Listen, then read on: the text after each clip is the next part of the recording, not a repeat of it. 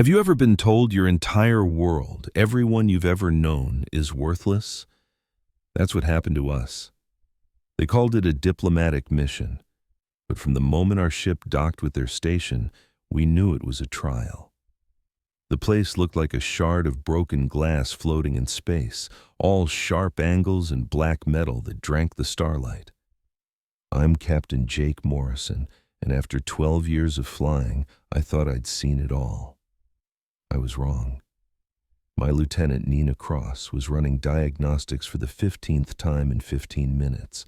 Her hands were rock steady, but her knuckles were white. We both knew this could go sideways fast. "They're scanning us again," she said, her voice barely a whisper. "That's the 4th time since we arrived," I muttered back. For 2 days, the aliens who called themselves the Galactic Council had been picking us apart with invisible sensors. It felt like 1,000 eyes were crawling over my skin, and every instinct screamed at me to turn this ship around and run for home. But we couldn't. 5 years ago, humanity finally broke the light-speed barrier, and we charged into the galaxy with open arms, hoping to find new friends. Instead, we found out we were kids who had just stumbled into a very, very old and dangerous neighborhood. And this council? They were the ones who ran it. The airlock hissed open and something stepped through that was definitely not human. It towered over us at nearly 8 feet tall, its skin a liquid metal that swirled with oily colors. 2 giant jet-black eyes fixed on us, and my stomach did a flip. "I am Overseer Krell," it announced, its voice buzzing from a small, floating translator. "You will follow me to the judgment chamber." Nina shot me a look. Judgment chamber? I thought this was a diplomatic meeting. Krell's metallic skin rippled, a gesture that was probably a smirk. "All first meetings are judgments," it buzzed. "The council must assess your value and your threat." We had no choice but to follow. The corridors twisted in ways that defied physics, like we were walking through the belly of some giant living creature. Other aliens drifted past, some vaguely human, others looking like nightmares made real, and none of them even glanced our way. It was worse than being stared at. It was like we didn't exist. Finally, we entered a chamber so vast it felt like the inside of a mountain. The ceiling was lost in shadows and the walls were covered in alien text. In the center sat 12 thrones, 11 of them filled with beings stranger than anything I could have imagined. One throne was ominously empty. A voice, seeming to come from everywhere at once, boomed, "Humans, you stand before the Galactic Council. We have watched your species for 5 of your years. We have studied your technology, your art, your endless wars. We have made our decision." My blood ran cold. This wasn't a meeting. It was a sentencing. One of the beings, a writhing mass of tentacles around a glowing green core, leaned forward. "Your species is volatile and aggressive. Your weapons are a danger to the established order. Your population grows like a plague. Unchecked, you will infect the galaxy." "We're not a plague," Nina shot back, her voice ringing with defiance. "We're explorers. We came here looking for friends." A chilling sound echoed in the chamber, and it took me a second to realize it was laughter. Cold, mocking laughter from a dozen different throats. "Friends?" Another council member, one that looked like it was carved from crystal, scoffed. "You misunderstand. The council does not befriend primitives. We manage them. We contain them. We ensure the chaos of the old wars never returns." "What old wars?" I asked, almost afraid of the answer. "Before us," the crystal being said, "the galaxy burned. Species slaughtered each other over planets, over beliefs, over nothing. Trillions died. We were formed to stop it. We brought peace." He paused. "A peace maintained through absolute control." The being in the largest throne, a creature made of living shadow, raised an arm, and the chamber fell silent. "The council has decided," its voice echoed in our minds. Humanity will be managed. Your advanced technology will be confiscated. Your military will be dismantled to a token force of no more than 30 ships. Your planet's resources will be taxed at 65%, it continued, and a council administrator will be installed on Earth to ensure your total compliance. The words hit me like a physical blow. You're enslaving us. We are bringing you into the proper order, the shadow corrected. You should be grateful. Species that resist are dealt with. Dealt with? Nina whispered. From behind us, Krell's voice was flat and bored. Eliminated. Complete sterilization of a species' home world. It has happened 47 times. Order must be maintained. I looked at Nina and saw my own horror and rage reflected back at me. We came here searching for our place among the stars, and they had just handed us a leash and a cage. We need to discuss this with our government, I said, struggling to keep my voice even. There's nothing to discuss, the shadow being declared. You have 7 of your days to signal your acceptance. A monitoring fleet is already on its way to your system. They will arrive in 4 days to oversee the transition. Refuse, and we will assume you are hostile. And just like that, it was over. Krell led us back in dead silence. My mind was a storm of disbelief and fury. The second the airlock sealed us inside our ship, Nina grabbed my arm, her eyes blazing. That wasn't a negotiation, Jake. That was a demand for unconditional surrender.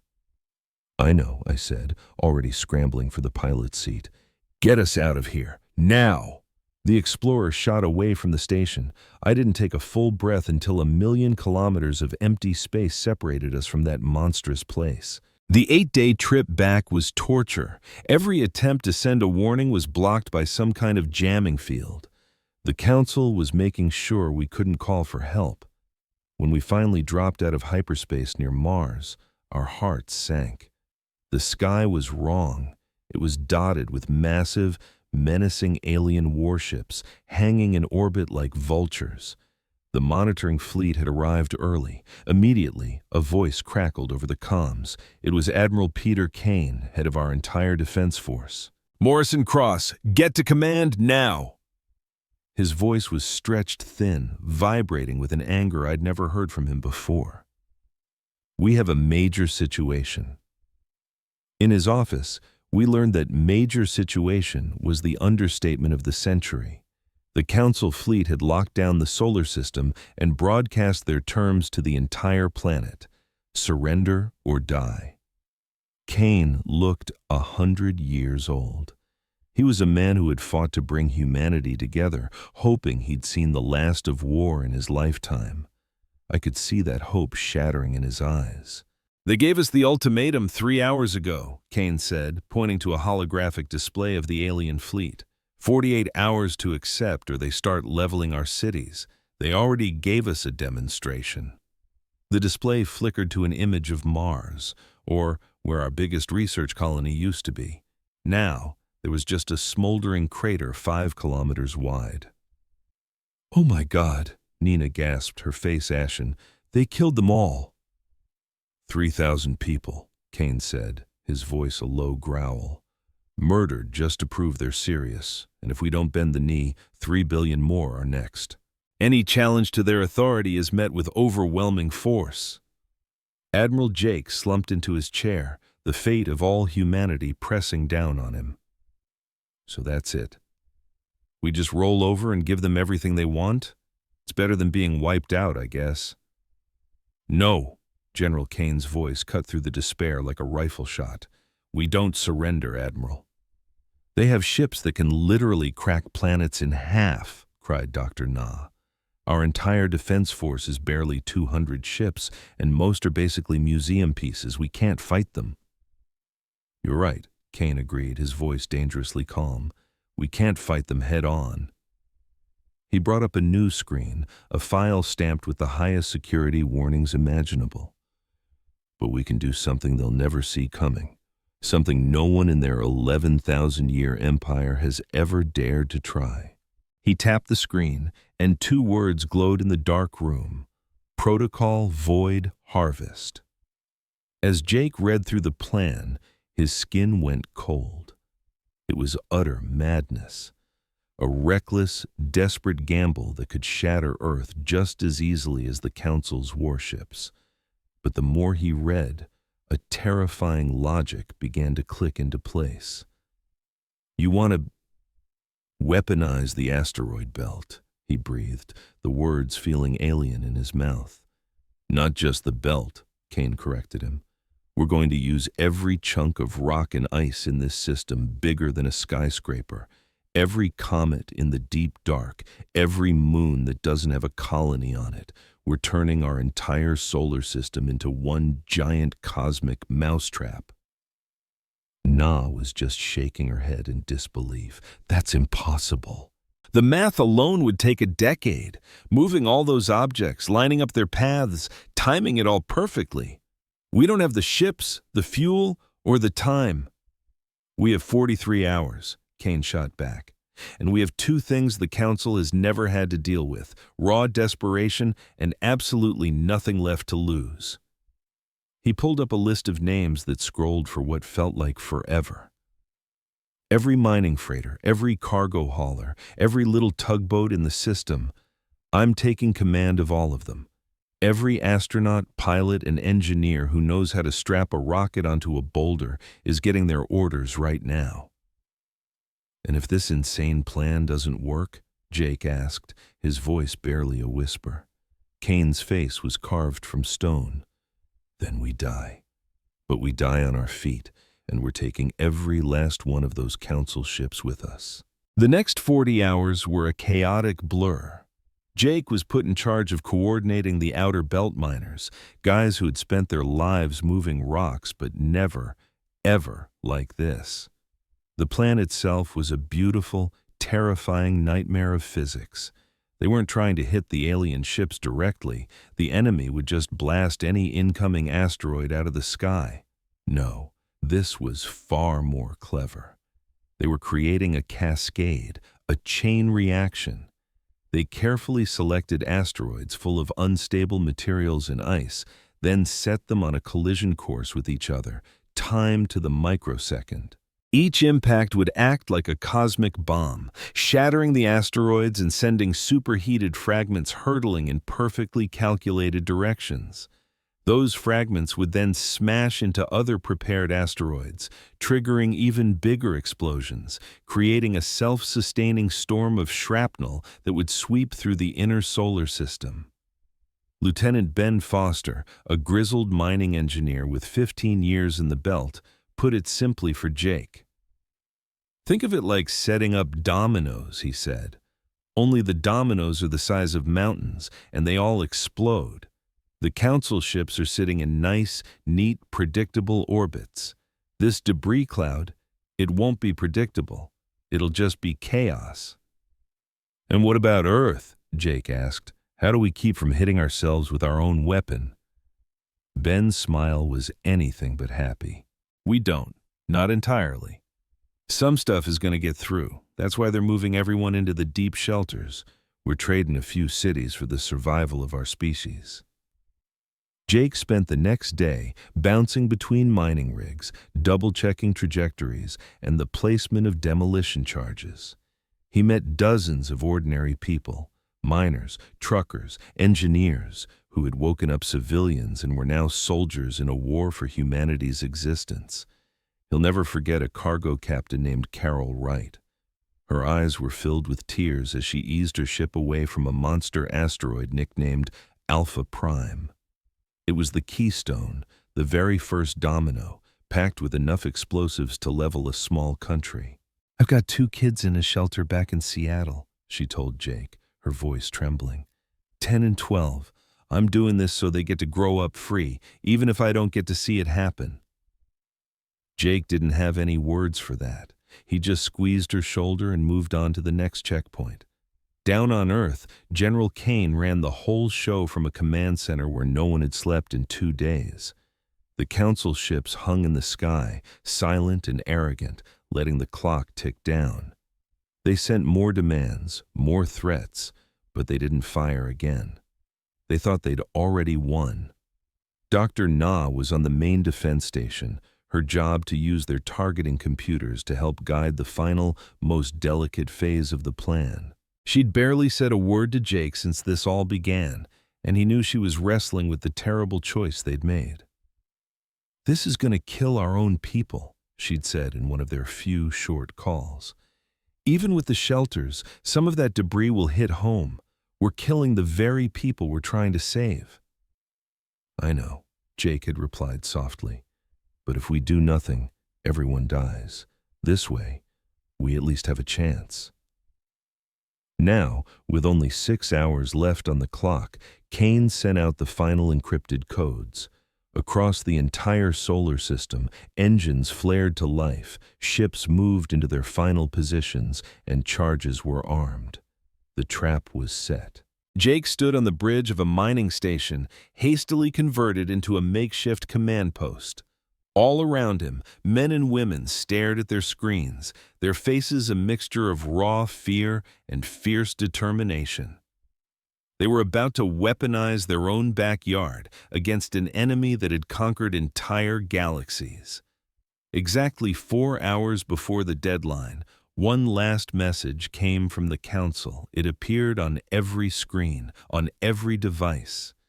"Humanity has proven itself to be defiant, illogical, and unworthy." The voice was the same cold, shadowy figure from before. "You were offered a place in the civilized galaxy. You have refused. The Council does not tolerate such behavior. Your species is to be purged. The process begins in 4 hours. May your extinction serve as a lesson to others."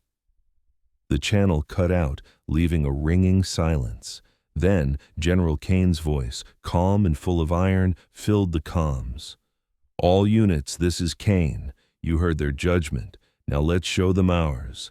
Execute protocol. Void harvest. Execute now." With a single command, Ben Foster triggered the charges on Alpha Prime. The giant asteroid silently blossomed into a cloud of precisely aimed fragments. 90 seconds later, those fragments slammed into 16 other asteroids, and the real fireworks began. The cascade was on.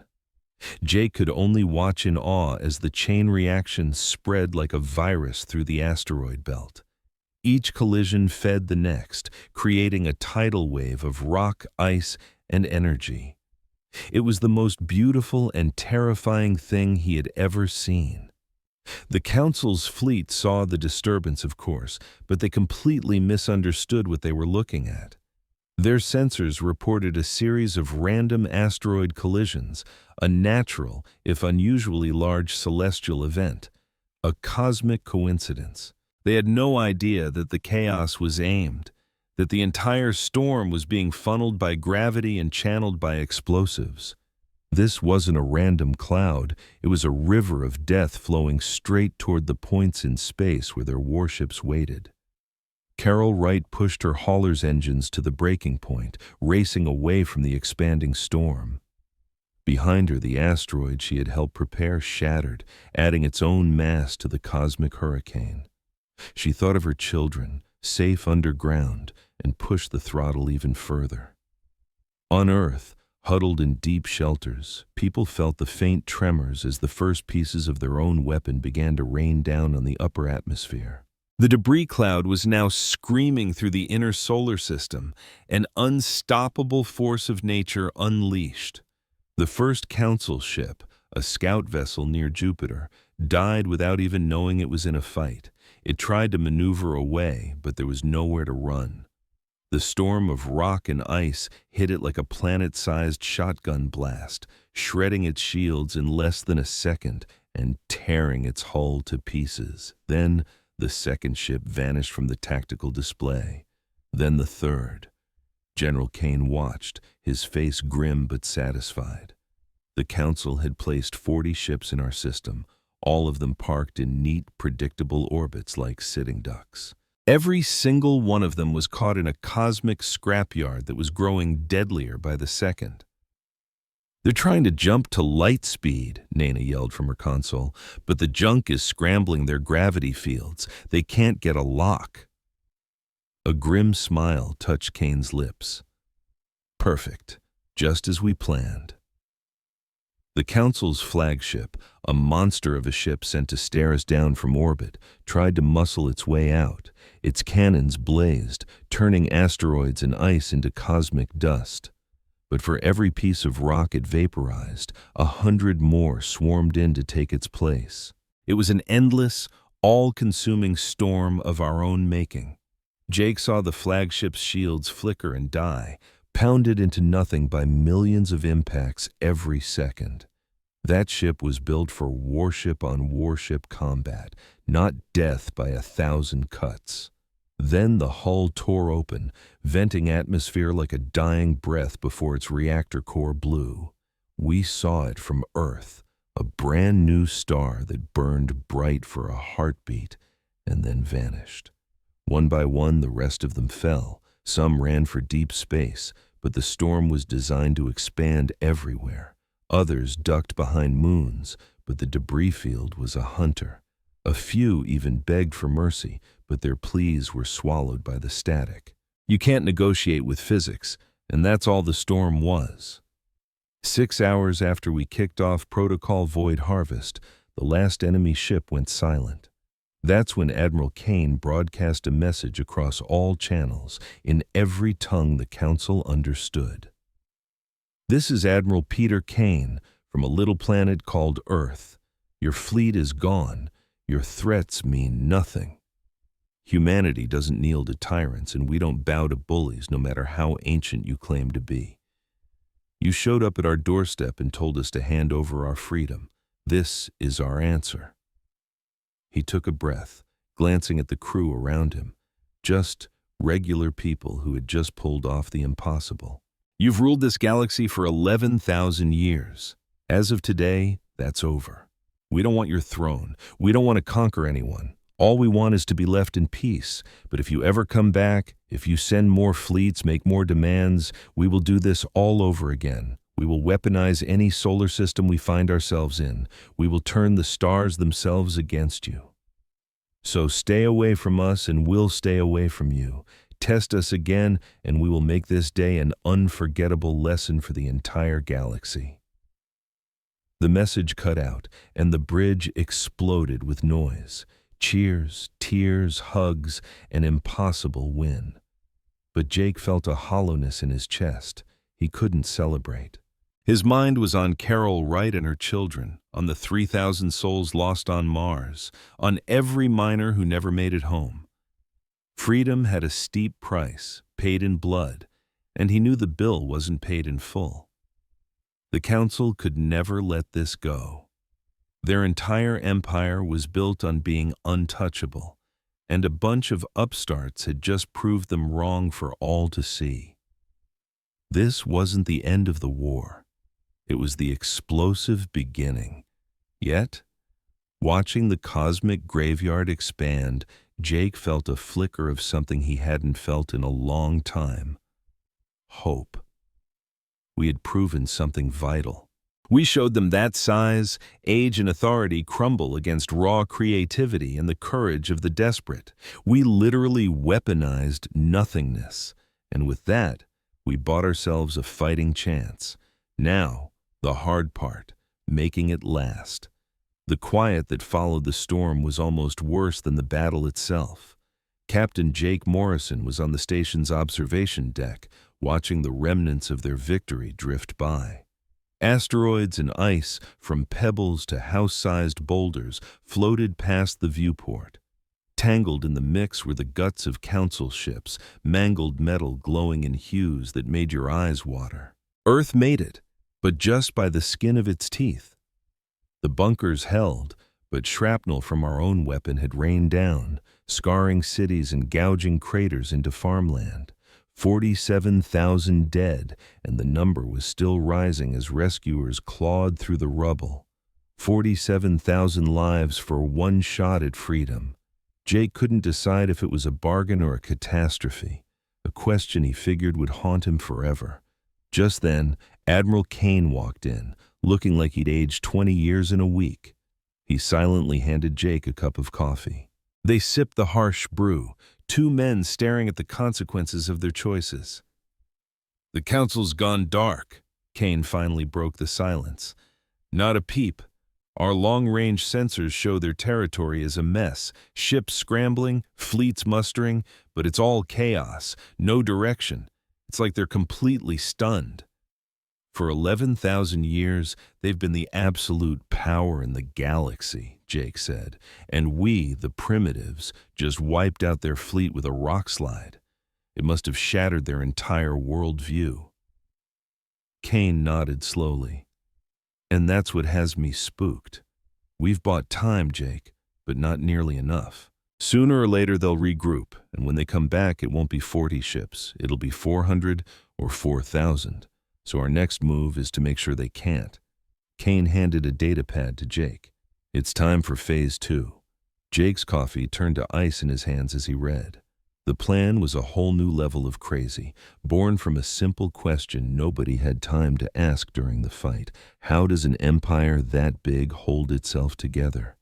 The answer was pure, uncut fear, delivered by a fleet that could be anywhere, anytime. But that kind of power needs a nervous system, FTL comms networks, fuel depots, command hubs that connect hundreds of worlds. Phase 2 was simple. We were going to cut those nerves before the council could even form a fist. "You want to go on the offensive?" Jake asked, his voice filled with disbelief. "They have thousands of planets. We have one broken solar system." "We're not hitting their planets," Kane clarified. "We're hitting their communication hubs, their supply stations, their administrative centers, the places that let them coordinate across the galaxy. Take those away, and they're just a collection of powerful but disconnected species. Leave them intact, and they're an empire that will hunt us down and wipe every human from existence. But how exactly do we pull that off? We got lucky here, on our home turf. Out there, we'd be flying straight into a buzzsaw." A cold, sharp smile formed on Kane's face. By using their own technology against them, the wreckage from their fleet? It was a treasure trove. Nav charts, comm protocols, even their ID codes. Lieutenant Nina Cross and her team haven't slept, and they've been cracking it all. And speak of the devil, Nana herself appeared in the doorway. She was running on fumes, eyes bloodshot, but she was electric with an energy Jake hadn't seen since before this whole nightmare started. "We're in," was all she said. "I can fake their identification systems. We bolt on one of our modified transponders, and their own sensors will think we're one of them. We can fly right up to their territory, and they won't know we're hostile until it's too late." Jake's mind raced with 1,000 reasons this was a terrible idea, but he knew it was no use. Kane's mind was set, and honestly, Jake didn't have a better plan. Huddling here waiting for the hammer to fall was a death sentence. Their only shot was to hit them while they were still reeling. "How many ships?" Jake finally asked. 42, Kane answered. "Everything we have that's FTL capable and still operational. We'll split them into strike teams, each with its own target. This is smash and grab, wreck their infrastructure and vanish, and the crews are all volunteers. This is a one-way mission for some of them, maybe all of them." Kane looked straight at him. "I'm asking you to lead one of those teams. I need people who've seen the council up close, who understand what we're fighting against." For a second, Jake wanted to say no. He was bone-tired, haunted by the memory of turning his own solar system into a weapon. He had earned the right to stay home and rebuild. But then he thought of Carol Wright and her kids, and the 47,000 people who had died buying humanity this one chance. To back out now would make their sacrifice meaningless. The council would just lick its wounds, rebuild, and return even stronger. The only way to truly honor the fallen was to finish the fight they started. "Count me in," he said, his voice firm. "What's the target?" Kane brought up a star chart, a single system glowing 60 light-years from Earth. This is Junction 7, a major communications hub for the Council. It's not a planet, just a colossal station orbiting a gas giant. It handles all the faster-than-light comms for about 40 systems. If we knock it offline, we blind them in an entire sector. Nina leaned in, adding, "The station has defenses, but they're light. The Council never imagined anyone would have the guts to attack their core infrastructure. After 11,000 years of thinking they're untouchable, they've gotten arrogant. That's the weakness we can exploit." Jake examined the intel. Junction 7 was planted deep inside Council space, ringed by systems they'd controlled for ages. Just getting there would mean a series of risky FTL jumps through monitored territory. Getting out would be a whole other nightmare. "Who's on my crew?" he asked.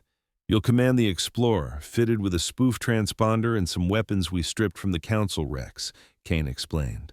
"You'll have a crew of 12, all volunteers. Nina's your second in command. She'll run comms and electronic warfare. And Lieutenant Ben Foster specifically requested to be on your team." Kane smirked. "Said if we're going to be setting off fireworks in deep space, he wants a front row seat." Jake couldn't help but crack a smile. Ben had somehow made it back from the asteroid belt, his hauler so shot up it was practically falling apart as it docked.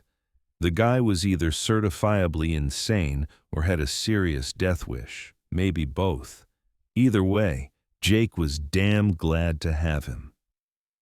For the next 3 weeks, all 42 ships were a flurry of activity. Engineers worked around the clock, installing the modified transponders, bolting on upgraded weapon systems, and patching on any armor they could scavenge from the battlefield's debris. It wasn't much, but it had to be enough. Jake used that time to get to know his people. They were a strange bunch, a mix of career military and civilians, all bound by one thing. They had volunteered for what was quietly being called a suicide run. There was Rachel Brooks, a communications specialist who lost her whole family when the Council made an example of Mars. There was Patrick Hayes, a grizzled pilot who'd spent 20 years flying cargo between Earth and the outer colonies before the war erupted. And then there was Jimmy Porter, a kid, barely 22, who'd lied about his age to enlist and was now about to fly straight into the enemy's heart. Everyone had a reason for being there, and Jake respected them too much to ask. His job was just to make sure they were ready for hell. The evening before they shipped out, Jake found Nina in the ship's small rec room, gazing at a picture on her datapad. It showed a smiling man with 2 young kids. "My brother and his family," she said, sensing Jake's presence. "They're safe in the Denver shelter for now. I'm fighting for them." "We're all fighting for someone," Jake replied, taking a seat next to her. She looked at him, her eyes searching. "Do you really think this will work? This insane plan to poke an empire that's been around longer than our own civilization?" Jake considered giving her a confident lie, some easy comfort, but Nina deserved the truth. "I think we're going to hurt them badly. I don't know if it'll be enough to stop them from coming back for good, but it's a hell of a lot better than just waiting here for them to drop the other shoe." She gave a slow nod and tucked the datapad away. "The Admiral is giving a speech tomorrow morning, broadcasting it to every ship. He wants us all to hear it before we go." The next day, Jake's crew gathered in the Explorer's cargo bay. On screens, they could see the crews of the other 41 ships, all linked together. Admiral Kane's face appeared, looking tired and older, but with a new fire in his eyes. "I'm not going to sugarcoat this," Kane began, his voice echoing across the fleet. "You are heading into the belly of the beast with minimal support and practically zero chance of rescue if things go sideways. Some of you won't make it back. It's possible none of you will." He let that sink in, the immense weight of his command etched on his face. "But if you succeed, you will buy humanity something we have never had before. Time. Time to build real defenses, time to reach for new worlds, time to become strong enough that if the Council returns, we will be ready. He leaned closer to the camera. The Council believes it owns this galaxy. It believes it has the right to control every species it finds, to tax them, to rule them, or to wipe them out. For 11,000 years, no one has dared to challenge them, until today. Kane's face hardened. You're not soldiers fighting a conventional war. You're not there to take ground or defeat armies. You are there to shatter the very idea that keeps the Council in power. You are there to prove they are not gods, they are not invincible, and they are not the only power in the galaxy.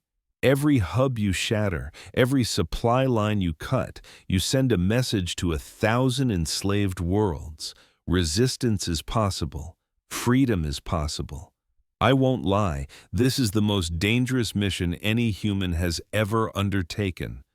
But it is necessary, and I know you can do it.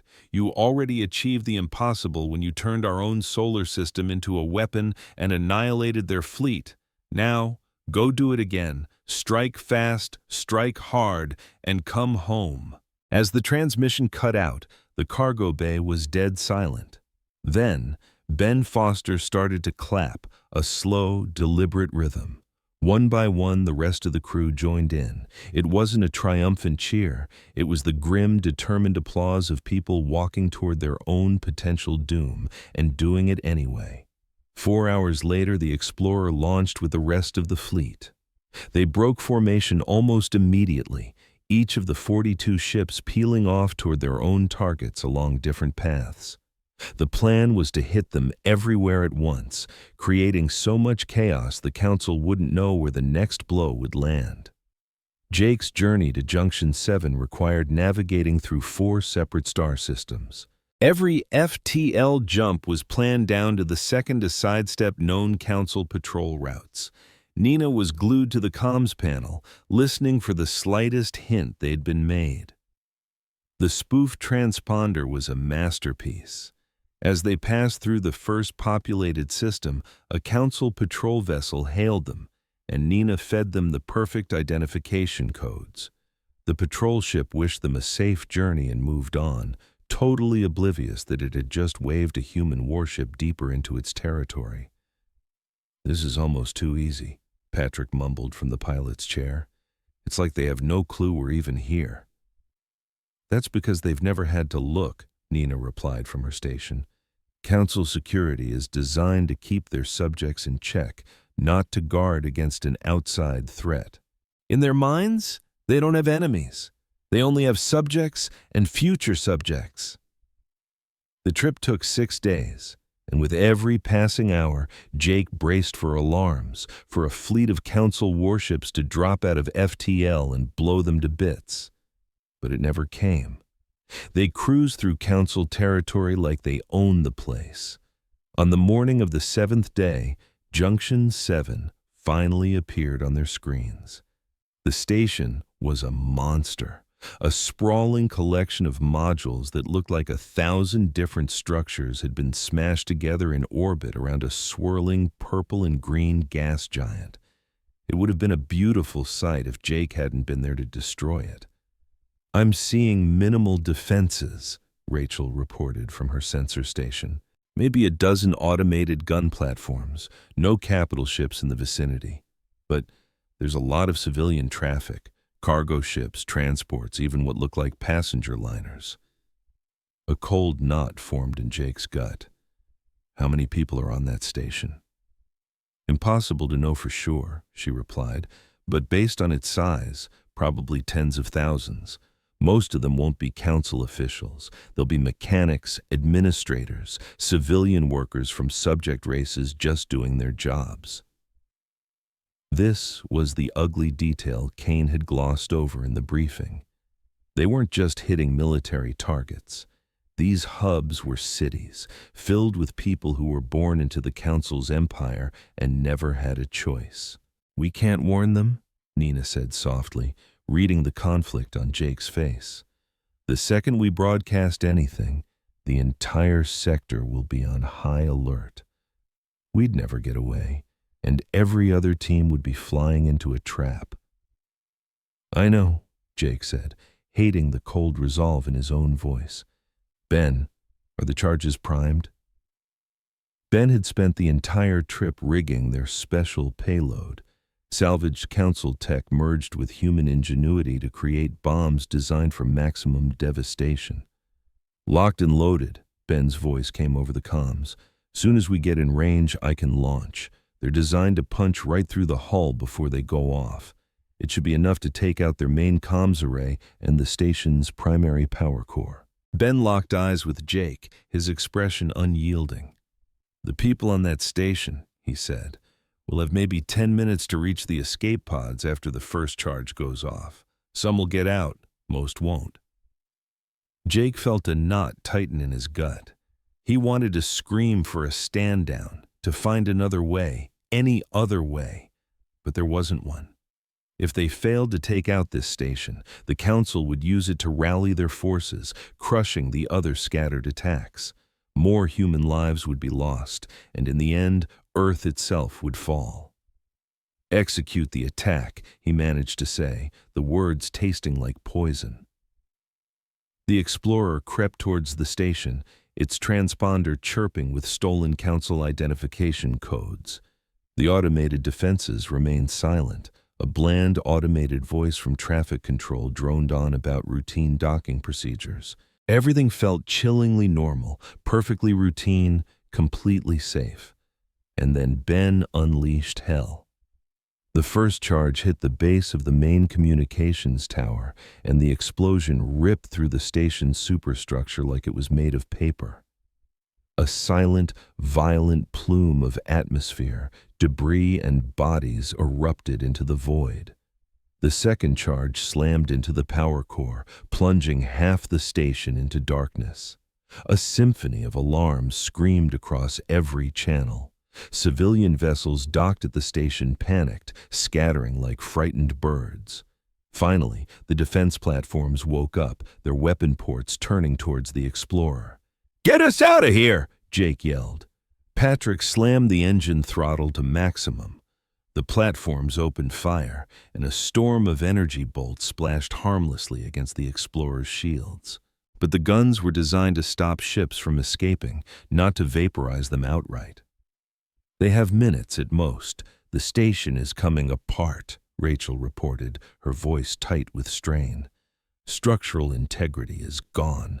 The whole thing is going to collapse." Through the main viewport, Jake watched the colossal structure begin to buckle and fold in on itself. Tiny escape pods began to launch, dozens of them streaking away from the dying station. But there were so few, there would never be enough. "Faster than light window is opening," Na announced. "We can jump in 30 seconds.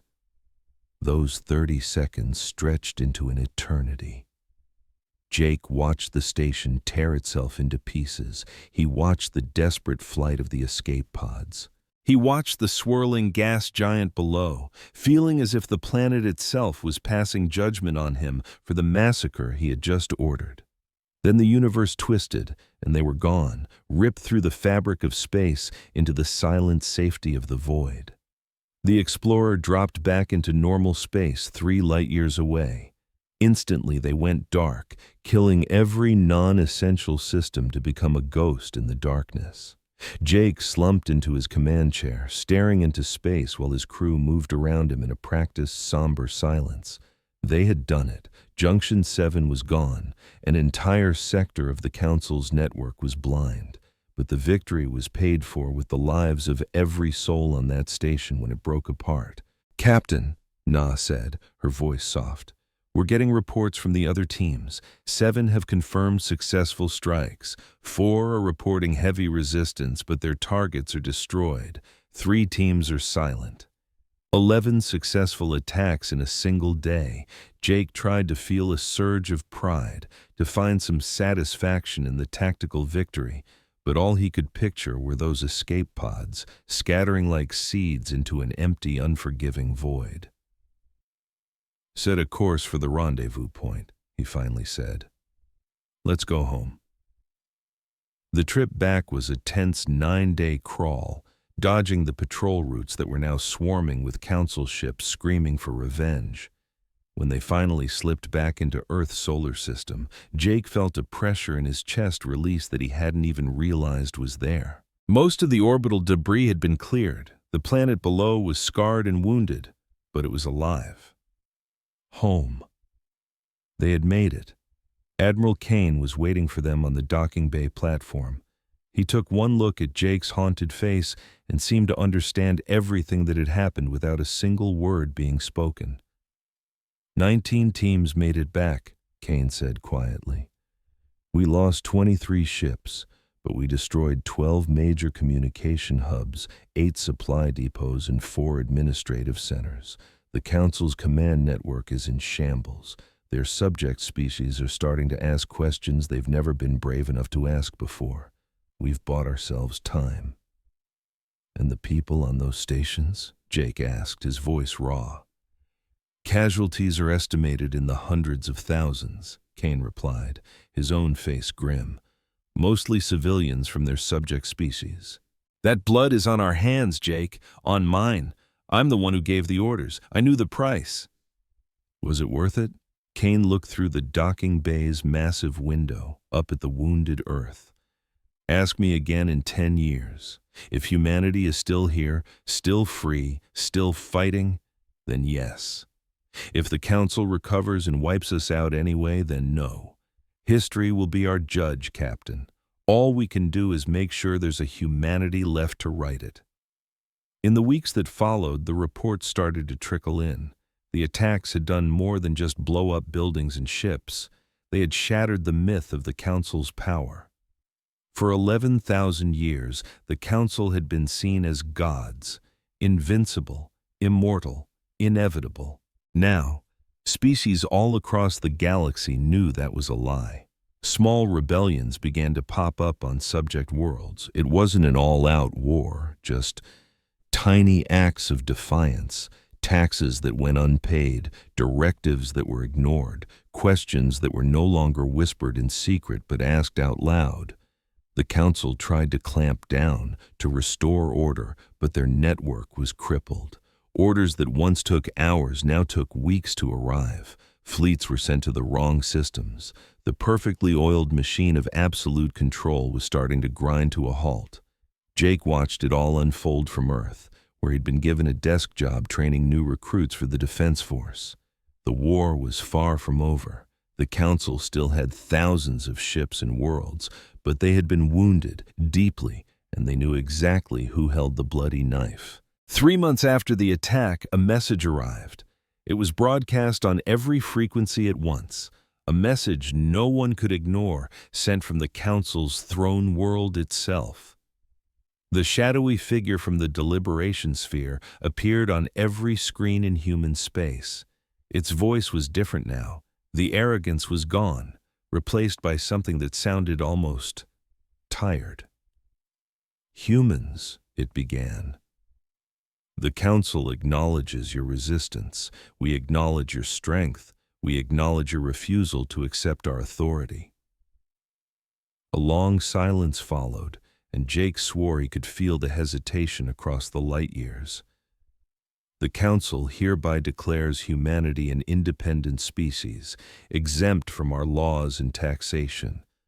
Your territory will be marked as autonomous. We will not send our fleets to your worlds. We will not demand your submission. Another pause, even longer this time. But understand this. The galaxy is a vast and dangerous place. Other species will not be pleased with what you have done. The order we provided kept the peace for 11,000 years. By breaking that order, you have invited chaos. The blood that will be spilled from this day forward is on your hands. The transmission cut out, and across Earth, a roar of celebration erupted. They had done it. Against an ancient empire that had outlasted civilizations, they had won. They were free. But Jake didn't celebrate.